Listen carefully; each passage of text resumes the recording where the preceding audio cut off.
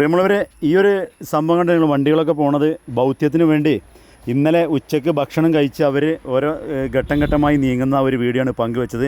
അതുപോലെ കുറച്ച് ആൾ ഇരിക്കുന്നത് നമ്മുടെ മെയിൻ മീഡിയക്കാരാണ്.